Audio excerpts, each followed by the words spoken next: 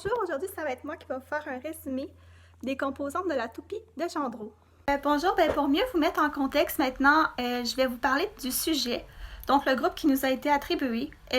Premièrement, c'est un groupe mixte, donc garçons et filles. Les caractéristiques du groupe, c'est un groupe de 5e et 6e année d'une école primaire internationale. Par après, leur diagnostic est des diagnostics de TDAH, de dysphasie, donc un trouble du langage pour 2 personnes du groupe, et un trouble de l'opposition. Par après, pour les forces du groupe, c'est un groupe qui participe généralement très bien aux activités. Par contre, ils ont certains défis. Les défis qui sont les suivants, ils font tendance à faire des blagues inappropriées. Ils bougent beaucoup, c'est un groupe qui est très actif et ils peuvent être gênés par moments par contre. Ce qui est du besoin, on a noté que c'est vraiment le besoin de plaisir, que les jeunes aient du plaisir avant que les parents viennent les chercher. Je vais vous parler un petit peu du groupe de pairs. Donc la qualité de la relation, c'est un groupe de 22 enfants issus de 3 classes différentes et c'est un groupe de 5e et 6e année. Le type de pouvoir, on avait dit que c'est un pouvoir de récompense, parce qu'à la fin, on donne justement une récompense, la boîte à surprise, et on encourage beaucoup aussi les pairs. Pour ce qui est des difficultés et obstacles, on a dit qu'il pouvait y avoir un manque d'intérêt si l'activité, c'est pas ce qui leur plaît, si l'activité ne bouge pas assez également, comme c'est des élèves qui doivent bouger beaucoup. Il pourrait y avoir aussi un certain malaise lié aux blagues qu'on dit qui sont inappropriées de la part des jeunes. Fait que voilà. Pour ce qui est du jeu, je ne vais pas rentrer dans les détails car c'est plus Anne-Julie qui va le faire. Je vais seulement dire pourquoi on l'a choisi. Dans le fond, c'est un jeu qu'on a choisi par rapport aux besoins des élèves. C'est un jeu qui est sportif, donc qui est bien pour les élèves qui bougent plus de la classe. C'est aussi un jeu qui demande de la concentration quand même. Donc, on voulait, par la concentration que le jeu amène, limiter les blagues qui pourraient être inappropriées que les jeunes ont tendance à faire dans la classe. Donc, du fait qu'ils doivent se concentrer à se rappeler la séquence de numéros. Et finalement, par les encouragements, on vise l'inclusion. Donc, quand ils perdent un défi, on doit encourager. Donc, ça favorise que les jeunes se sentent inclus dans le groupe et inclure les jeunes avec les différences. Alors maintenant, je vais faire les moyens de mise en relation. Donc, pour les techniques, on a le renforcement positif par les encouragements que les jeunes vont faire et aussi le retrait s'il y a une conséquence à appliquer. Pour la méthode pédagogique, ce sera une activité de coopération. Finalement, pour les objectifs, on a l'objectif général, c'est que les élèves s'encouragent entre eux lors de l'activité. Et les objectifs spécifiques, les élèves applaudiront à chaque fin de défi. Et aussi, les élèves motiveront leurs camarades pendant l'activité avec les mots suivants. Donc, tu es capable et ça va bien. Pour ce qui est du code et procédures, les valeurs pour l'activité, en fait, les valeurs du milieu, c'est le respect, l'équité, l'ouverture des autres et l'engagement. Et pour l'activité, c'est vraiment, les encouragements sont très importants. Garder le silence pendant que les animatrices parlent, poser des questions et écouter les consignes et surtout participer. En cas de non-respect des règles, on va donner 2 avertissements verbaux et s'ils ne sont pas respectés, ce sera une conséquence qui sera appliquée, qui est le retrait. Pour ce qui est des systèmes d'évaluation et de reconnaissance, les élèves vont pouvoir dire des commentaires à main levée et les animatrices vont répondre à au moins 3 commentaires parmi les mains levées de façon aléatoire, donc ils choisiront les élèves au hasard. Pour l'évaluation sommative, donc quelques jours après, les animatrices vont envoyer des papiers et qui vont donner aux éducatrices que les élèves devront remplir.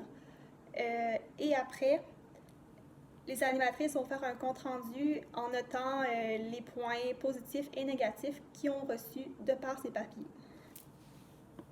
Pour ce qui est de la reconnaissance maintenant, le but c'est que les élèves aient du plaisir et pour qu'il y ait encore plus de participation, on a mis une boîte à surprise. Donc à la fin de l'activité, on va donner une surprise à chacun des jeunes présents à l'activité.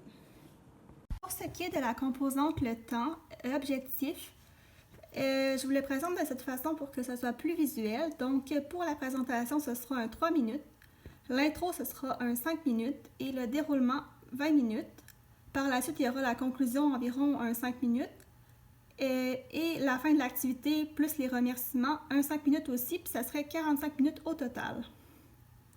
Donc, pour ce qui est du temps subjectif, les adaptations qu'on a faites pour notre clientèle, on a pris en compte qu'il pourrait y avoir du temps pour des incompréhensions parce qu'il y a des élèves dans le groupe qui ont des troubles du langage.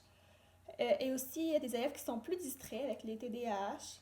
Et les modifications à apporter, on a ajouté un 7 minutes en cas d'imprévu.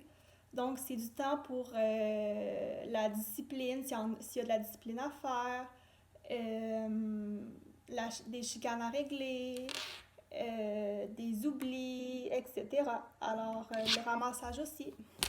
Maintenant, pour ce qui est de l'espace, je vais vous montrer le croquis qu'on a fait pour l'espace subjectif. Donc, les points noirs que vous voyez, c'est des cônes, donc les verts, qui constituent le plan de numéros, donc de 1 à 11. Et ici, autour, on a des chaises, parce qu'on avait dit que dans la classe, il y avait des chaises, fait qu'il faut les prendre en considération. On les a mis sur le côté. Et comme il y avait un muret entre les deux, on a divisé la classe en deux pour faire deux parties. Une partie de chaque... un jeu de chaque côté de la classe, par deux animatrices différentes. Ce qui est du temps subjectif, donc les adaptations qu'on a faites pour notre clientèle, on a dit qu'on utiliserait quelques chaises et on va les faire bouger plus durant l'activité. C'est pour ça qu'on a inséré les défis lorsqu'ils ratent, qu'ils se trompent de numéro. Donc on leur fait faire un défi pour qu'ils bougent. Les modifications, c'est s'il fait trop chaud dans le local, on pourrait ouvrir les fenêtres, exemple parce que ça bouge beaucoup. Et aussi, c'est un petit local, donc ça peut devenir rapidement très cacophonique. Donc, on a dit de garder le ton de la voix très basse ou bien pas très forte pour justement garder un bon climat. Maintenant, je vais vous parler des rôles que chacun va avoir durant l'activité. Donc, premièrement, il y aura les animateurs de l'activité. Les animateurs, ce sera moi et Anne-Julie. Et nos rôles avant, ça va être, Anne-Julie va devoir expliquer les consignes du jeu. Et moi, pendant ce temps-là, comme je vais diviser le groupe en deux parties. Après ça, pour ce qui est du pendant, les rôles sont à peu près les mêmes, moi et Anne-Julie. Donc, ce qu'on va faire, c'est qu'on va inviter les jeunes à s'asseoir devant, en file, devant le premier verre pour être prêt à l'activité. Moi et Anne-Julie, on va donner le signal de départ pour que le premier joueur puisse partir. Lorsqu'on a aussi à crier le mot buzz en cas où l'élève se trompe de numéro et à être attentif pour bien suivre la séquence. Après, on est aussi responsable de faire une démonstration s'il y a des incompréhensions. Pour ce qui est du après, Anne-Julie va faire un retour avec tous les élèves présents. Voir s'ils ont aimé l'activité. Et moi, pendant ce temps-là, je vais prendre les mains levées. Fait que c'est moi qui vais choisir de manière aléatoire les élèves qui vont pouvoir répondre à nos questions. Donc, pour notre activité, il y a aussi une co-animatrice. La co-animatrice, ça se trouve à être Julie Morty, qui est la responsable du service de garde. Donc, son rôle, ça va être avant de préparer la classe et le matériel pour qu'il soit prêt à l'activité. Le pendant, elle devra faire de la discipline et elle pourra aussi faire une démonstration au besoin. Et après, la co-animatrice devra ramasser le local, replacer les tables et les chaises. Après ça, il y a aussi dans les autres professionnels, on disait qu'il y avait une stagiaire dans la classe. Alors la stagiaire, ce qu'elle va faire, c'est un peu les mêmes rôles que la co-animatrice. Donc, elle devra faire placer le matériel avant, faire de la discipline pendant et après ramasser. Donc c'est vraiment de l'aide, elle va aider, autrement dit, la responsable. Maintenant pour ce qui est des parents, comme vous vous en doutiez peut-être, ils ne seront pas présents avant et pendant l'activité. Les enfants sont au service de garde. Par contre, après, on pense qu'il serait bien que les animatrices fassent un retour pour expliquer le jeu aux parents et le comportement de leur enfant s'il y a lieu. Et voilà.